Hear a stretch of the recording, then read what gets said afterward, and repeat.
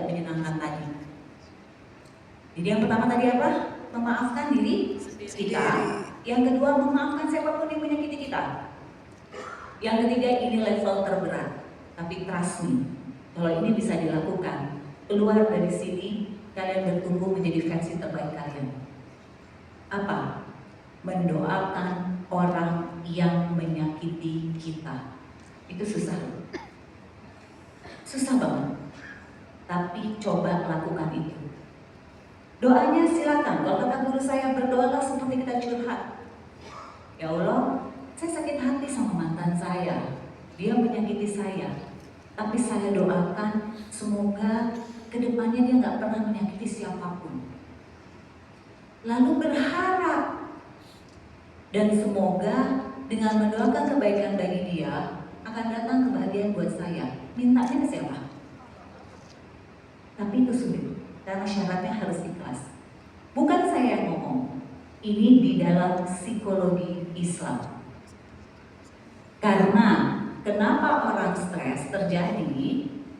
Itu tandanya jiwa kita lapar. Kalau fisik lapar, kita makannya yang enak, betul?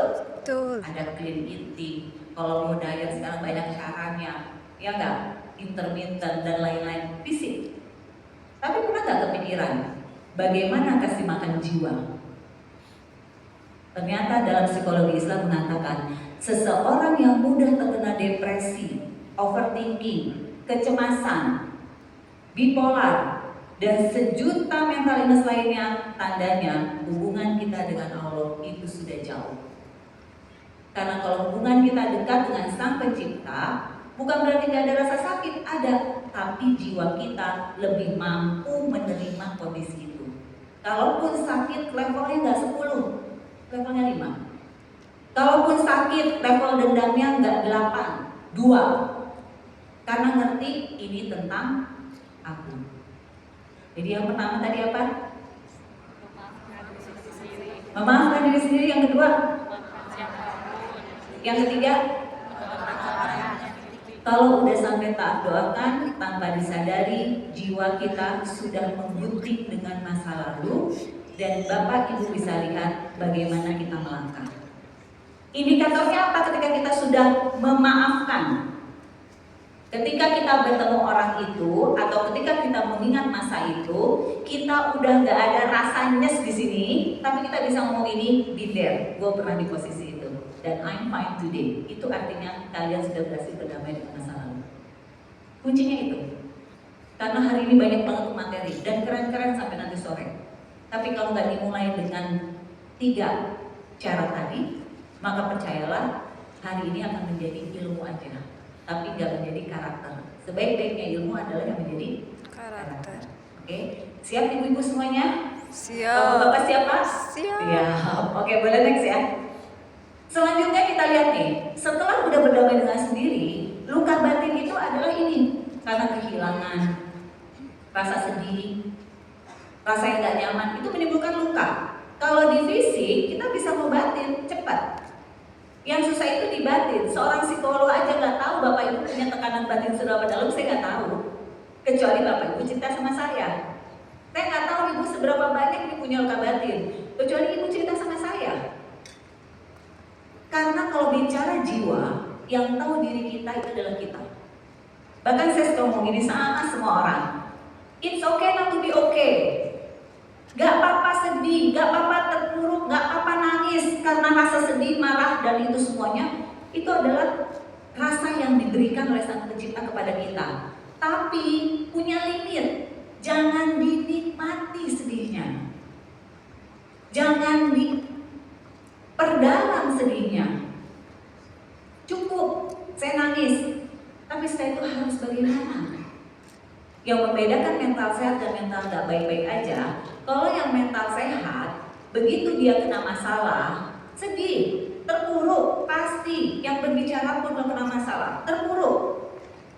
Tapi orang yang mentalnya sehat, dia langsung bangkit. What's next? Apa yang harus saya lakukan setelah ini? Saya sedih, saya kehilangan, saya ditipu partner, saya gak punya apa-apa. Tapi apa yang harus saya lakukan? Nah, itu yang mentalnya sehat.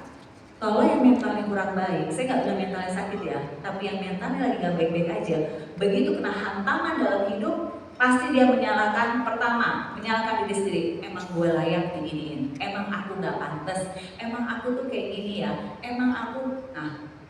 Atau dia menyalahkan orang lain, emang gak cocok aja sama dia, emang pasangan aku aja, emang partner aku aja. Bukan mencari solusi, tapi dia mencari kambing hitam siapa yang perlu disalahkan atas kejadian itu. Itu yang membedakan kenapa ada orang cepat move on, ada orang gak move on. Nah, sekarang saatnya self-release. Apakah saya termasuk yang cepat move on? Atau saya termasuk orang yang menikmati rasa sakit dan tidak mengizinkan sakit itu terjadi? Makanya saya suka bilang, kalau lagi galau, jangan dengerin lagu galau ya. Yeah. Apalagi dicari lagu yang sengaja liriknya gue banget ya. Percaya, itulah yang bikin rasa patah tidak bertumbuh. Dan sesuai dengan temanya, betul kan? Karena temanya adalah patah untuk bertumbuh. Yes. Boleh next lagi? Kalau ngomongin jiwa tuh enak soalnya, tembak-tembak dikit aja. Nah ini aku banget nih gitu ya. Oke, next lagi, dampak luka batin apa aja? Nah, nih, saya kasih teori dikit biar ngerti. Sakit hati itu kesedihan emosional. Ketika hubungan itu terganggu, ini apapun, any kind of relationship, rumah tangga, persahabatan, pasangan, anak ibu, anak ayah, semua. Ketika hubungan itu terganggu, pasti kita mengalami kesedihan emosional, betul kan? Ya, ini teorinya. Dan ini bisa menyebabkan rasa sakit di hati. Ternyata psikologi acceptance ini, ya, kesedihan emosional ada pada saat sesuatu harus berakhir, pasti itu tidak menyenangkan. Berakhir baik-baik aja nggak menyenangkan, apalagi berakhir yang tidak baik-baik saja. Apapun ya, karena yang hadir di sini kan tidak perlu dengan pasangan, bisa mungkin dalam pertemanan dan segala macam, betul? Sadari, acceptance, terima. Oh, saya lagi sedih nih, saya lagi sakit, terima, jangan denial. Denial itu gimana? Lu sedih ya? Enggak, I'm okay, enggak, santai lah gitu aja, nggak bakal bikin saya sakit hati. Di kamar, gak apa-apa ngomong sama orang yang dipercaya ya nih. Aku lagi gak baik-baik aja. Nah, acceptance. Mendingan cerita sama orang terdekat dibandingin curhat di sosial media. Jangan ya. Ada yang suka curhat di sosial media? Percayalah, curhat di sosial media itu kalau followernya miliaran ya. Kalau followernya jutaan, 90% cuma mau tahu kepo hidup kamu, lalu mensyukuri apa yang terjadi sama kita. 10% empati untuk tahu kelanjutan cerita hidup kamu. Apakah ada yang benar-benar real? No. Di sosial media yang benar-benar real? Nggak ada. Namanya aja sosial media, dunia maya. Maka semuanya maya, betul nggak? Maka semuanya bohong.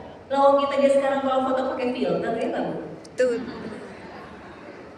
Kurang glowing, kurang panjang dipanjangin, apalagi nggak bisa, hidung kurang mancungin ya kak, dagu kurang lancipin, itu dunia maya. Kok ibu bisa menceritakan masalah hidup di dunia maya? Itu nggak benar, ya. Oke, next lagi boleh. Lalu apalagi yang terjadi? Stres. Nah, nih, stres itu normal atau enggak? Normal. Normal. Stres itu normal. Stres normal. Kita relatin yuk, dalam psikologi Islam, stres itu karena kita jauh dari Sang Pencipta. WHO mengatakan stres pada manusia adalah hal yang normal, sehingga manusia tahu bagaimana jalan keluarnya. Relatin yuk ilmu agama, manusia hidup di dunia untuk diuji. Benar? Jadi kalau ada yang bilang gini ke saya, Mbak Intan, saya tuh dikit-dikit punya masalah, bisa nggak sih hidup tanpa masalah? Maka jawabannya, kalau kamu punya masalah ngapain? Mati? Emang udah siap sama jawaban di sana kalau pertanyaannya diberikan? Ya. Jadi jangan denial sama masalah yang kita hadapi, karena semua manusia pasti punya masalah. Dari sisi agama clear, dari sisi psikologis clear. Oke? Jadi stres ini adalah alarm. Alarm apa? Alarm jiwa bahwa kita lagi jauh sama Sang Pencipta. Apa alarmnya? Ketika jiwa berhutang, kita nggak ngasih makan jiwa, kena masalah marah-marah, kena masalah nangis, kena masalah gak terima, gampang kecewa, gampang mengkritik, gampang segala macam yang negatif. Itu tandanya jiwa kita lagi kosong. Jadi stres wajar nggak? Wajar. Justru stres itu adalah alarm untuk kita memperbaiki diri. Jadi jangan salah nih, karena di sosial media lagi beredar stres itu mental illness. Enggak. Stres itu adalah respon pertama tubuh ketika kita dapat masalah. Ya.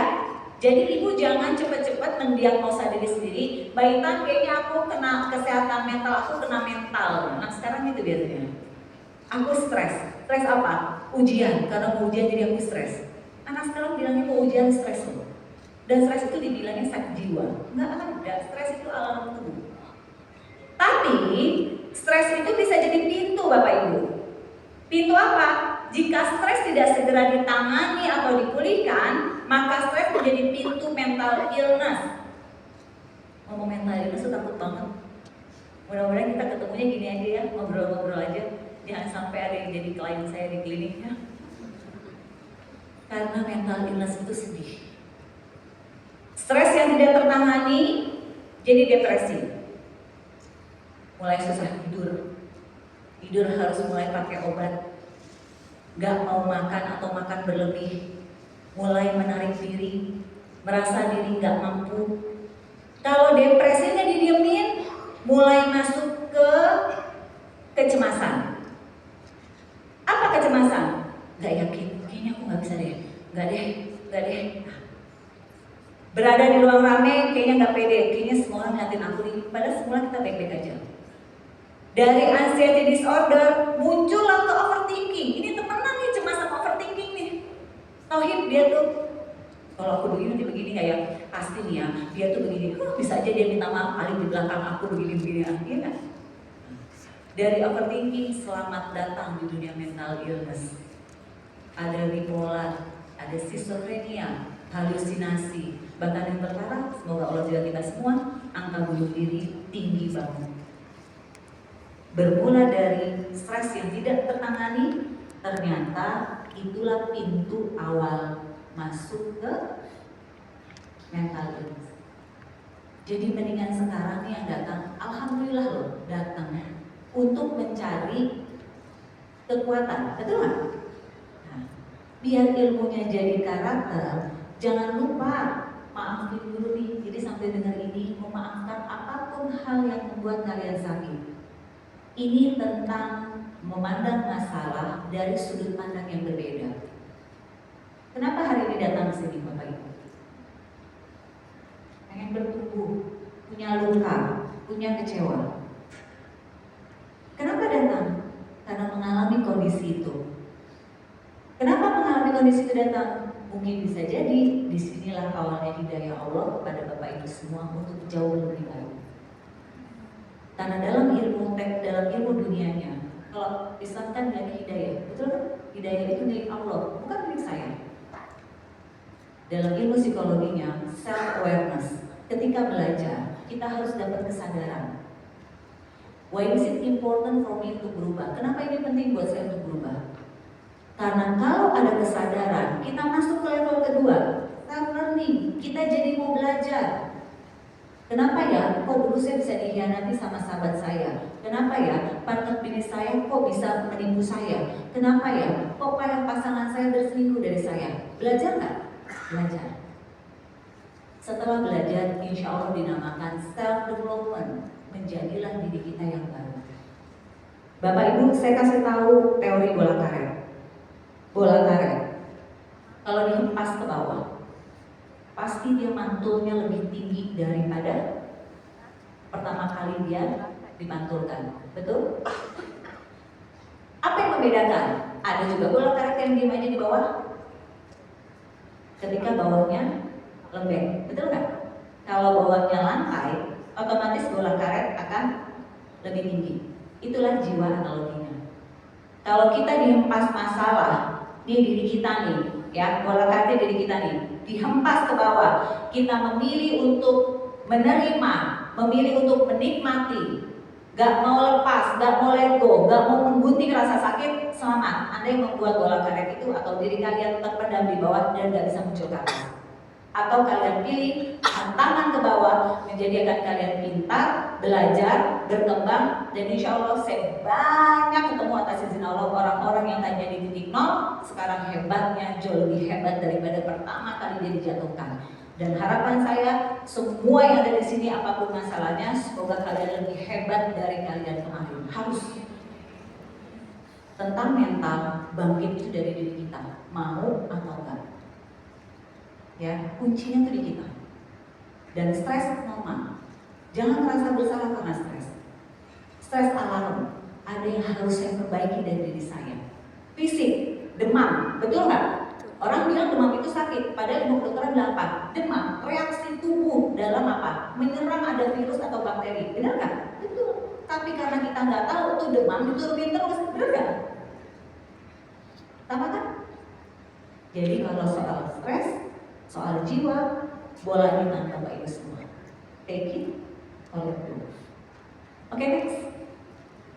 Depresi, ya, naik dari stres jadi depresi. Kalau depresi udah mulai masuk gangguan mental serius. Makanya ibu-ibu, bapak-bapak sekarang tuh hebat-hebat emang kalau ke saya, ya, bukan konsultasi. Begini ngomongnya, Mbak Intan, saya tuh ya, sepertinya saya mengalami kecemasan. Kayaknya saya mengalami halusinasi. Ini mendiagnosa diri sendiri loh. Kayaknya ya, saya ini bipolar Mbak Intan. Wah, hebat banget Bapak bisa bilang bipolar. Kenapa Pak? Soalnya saya ini kadang-kadang ya, gampang marah, gampang kecewa. Tapi nanti kemudian saya bisa senang dalam waktu yang cuma jeda dikit. Oh iya. Oh Bapak bipolar ya? Iya, tahu dari mana? Sosial media. Hebat ya, diagnosa diri sendiri itu keren, tapi ngaco. Karena kalau psikolog aja untuk bilang seseorang itu kena ADHD, bipolar, atau apapun kondisi mental, kita tuh butuh observasi dan tes gitu, bapak-bapak. Dan itu butuh pengamatan yang lama. Kok ya kalian bisa mendiagnosa diri sendiri hanya berdasarkan lihat di sosial media? Wah, itu kekacauan yang hakiki sih. Ya, jangan diikutin ya. Jadi kalau you are not okay, ya udah perbaiki, bukan mendiagnosa diri sendiri. Itu yang paling fatal, ya. Jadi akhirnya kita yang membuat diri kita masuk ke ranah gangguan mental yang serius. Bu, Pak, kalau mental bermasalah, ya, itu gak kelihatan.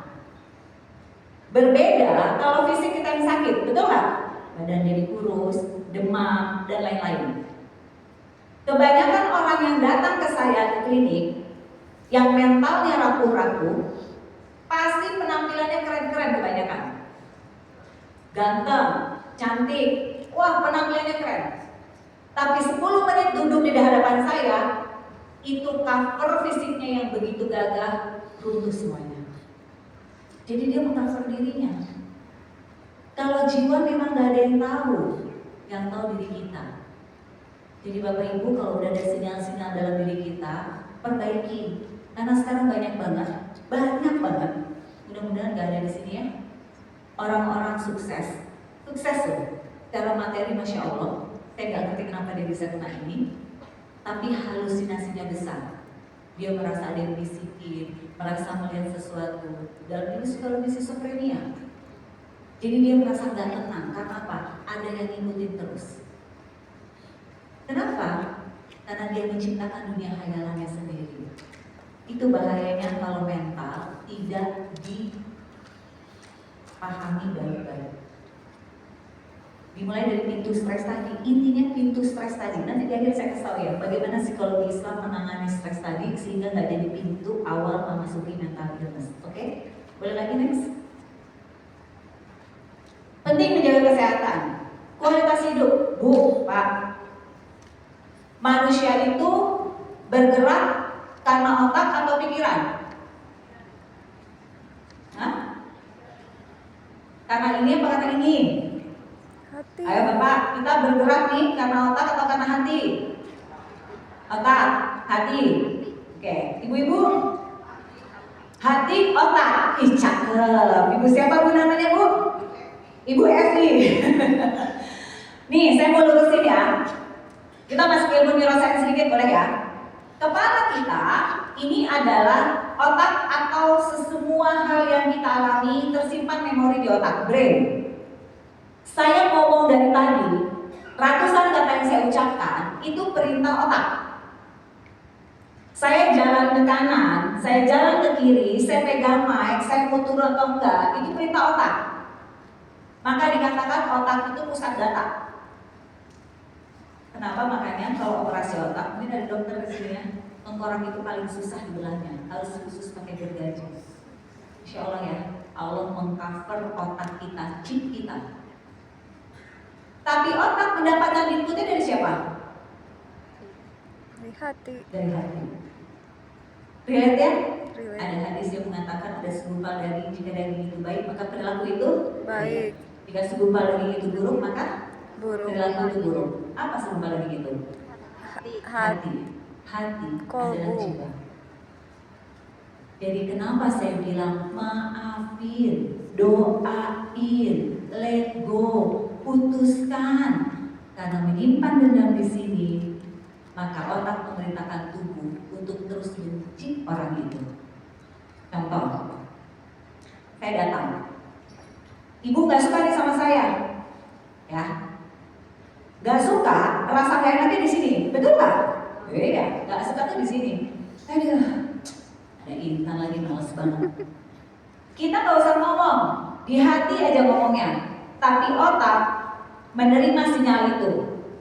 Maka otak mendapatkan kirim pesan dan otak bilang ke tubuh apa?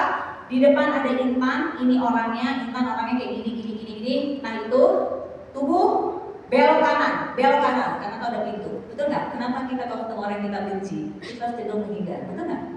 Menghindar perintah siapa? Otak. Otak perintah siapa? Kolbu. Relate ya? Atau nggak ada pintu? Otak memerintahkan apa? Pegang handphone, pura-pura galian, iya nggak? Pura-pura sibuk. Terus katanya si Intannya negor, Mbak, apa kabar? Intan nggak kelihatan, mah dari tadi kelihatannya. Ngerti ya? Kelihatan orang itu dari hati, munculnya itu perilaku, relate. Jadi ibu mau bahas dari mana Bu? Pak, ilmu neuroscience, ilmu tentang otak, atau kita mau kajinya dari psikologi Islam? Dalam psikologi Islam, sebelum kita ikhtiar dunia, yang harus dibersihkan adalah kolbunya. Tidak kan? Karena mau ibu bapak belajar ilmu apapun, kalau hati ini penuh iri, dengki, marah, kecewa, trust me, otak di kepala ngeluarnya data-data yang buruk. Kalau data yang buruk udah keluar, perilaku kita jadi tidak menyenangkan. Itu real. Ya, jadi yang pertama kali bersihkan hatinya, ya, nih. Kualitas hidup, hubungan, menghindari dari gangguan kesehatan mental. Boleh nggak kita menjauhi orang yang membuat kita jadi pemicu kita mental illness? Boleh. Sangat boleh. Malah saya mau menyarankan ke ibu-ibu ya, ibu-ibu ya. Kan ibu-ibu ini kayaknya gaul semua nih. Bapak-bapak juga gaul nih kayaknya di sini ya. Kalau ada pertemanan yang setiap kali kalau kita datang begini dulu ya nih. Oke, bismillah. Apa kabar? Baik ya.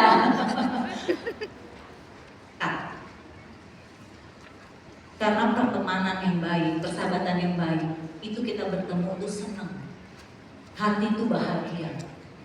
Kalau gitu baiklah kita musuhan aja, jangan dong. Silaturahmi dijalani. Kita berteman sama siapapun juga, tapi punya sahabat, memilihlah kalian.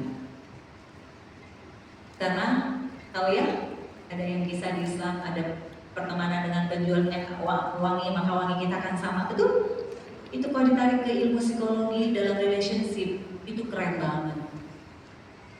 Kita diwarnai oleh sahabat kita. Siapa sahabat kita yang terdekat, maka kita mempunyai warna yang sama dengan sahabat kita. Maka untuk memilih sahabat, memilihlah berteman seluas-luasnya. Boleh nggak kalau kita memutuskan jauh dengan orang-orang yang toxic people, toxic relationship? Boleh. Kenapa enggak? Tapi bermusuhan nggak boleh. Ya, ini tentang diri kita, ini tentang jiwa kita. Ya, oke, next terakhir boleh. Nah, ini adalah pencetusnya kenapa patah tidak bisa bertumbuh. Karena kita sering membandingkan diri kita dengan orang lain, sehingga munculnya adalah perasaan tidak puas, muncul rasa insecure, rendah diri, ya, lalu turunnya kepuasan diri, stres, kecemasan, dan akhirnya mengabaikan potensi diri. Ibu, bapak, kita di era sosial media. Celakanya, sosial media itu adalah media pertama yang kita bisa membandingkan kehidupan kita dengan orang lain, betul nggak? Makanya dikatakan, sosial media itu secara data pencetus mental illness nomor 1 saat ini. Padahal dia di gadget loh, bukan manusia loh. Nih, saya kasih contoh. Yang posting siapa, yang emosi siapa. Itu kata kuncinya. Ada teman kita posting, alhamdulillah dibeli mobil baru sama si papa. Wis. Kita lihat, suami kita baru pulang nih kerja. Pak, hari papa teh kerja apa sih? Pergi pagi, pulang malam, nggak pernah ada waktu beli mobil juga enggak. Nih suaminya si ini. Mulai nggak? Si papa, kenapa nih istri gue pulang-pulang berdua-dua karena postingan, betul? Ke anak, kadang-kadang ada orang posting ini nih, alhamdulillah anak saya keterima di PTN. Masya Allah, tabarakallah, anak saya diterima di sekolah favorit, betul nggak? Salah nggak orang itu posting? Enggak. Yang salah kita, tiba-tiba anak kita pulang dari mana? Adik kamu di sekolah ngapain aja? Pernah belajar nggak? Belajar dong. Ini mah susah banget ya di sekolah kamu. Nih kayak anaknya si ini. Nah, mulai ya? Nggak boleh. Akhirnya menjadikan hubungan kita dengan anak jauh. Ibu-ibu mau tahu nggak orang-orang yang iri dengki di postingan ibu atau yang suka membandingkan kehidupan dia dengan kehidupan ibu? Yuk, habis dari sini bapak ibu cari rumah yang paling gede di Tasikmalaya. Bapak ibu foto, jangan lupa izin rumah satpamnya ya. Foto. Fotonya gini aja, gimana sih gaya orang confident kan kalau bapak-bapak gini gitu ya. Si ibu kan kayak gini ya. Ibu ya. Foto, postingnya gini. Alhamdulillah, titik. Stop posting, dar. Tunggu 2 jam, lihat komentarnya. Masya Allah, suksesnya sekarang ya. Pak, bisnis berkembang Pak. Ya Allah, diundang atau Pak ke rumah. Nah, nikmatin aja tuh sejam 2 jam. Ya, oke? Terus nanti 3 jam kemudian ini, alhamdulillah ini nggak tahu rumah siapa. Mudah-mudahan afirmasi saya bisa punya rumah ini. Kelihatan. Jadi bukan sosial medianya yang salah, bukan. Dan kita nggak boleh bilang, dia memang pamer, punya mobil baru pamer, beli tas baru pamer, jalan-jalan. Nggak salah, sosial media dia. Yang salah kenapa kita follow dan kita ngebandingin, bener nggak sih? Bener. Kalau ibu bukan sosial, ini indikator ya, indikator sosial media ibu udah gak sehat buat diri ibu ya, untuk bapak juga. Kalau begitu bukan sosial media, hati kita gini dulu, pamer, nyebelin, alam orang kayak baru sekali. Udah Pak, mending lock out ya Pak ya, lock out ya Bu ya. Gak usah, ini beneran loh, orang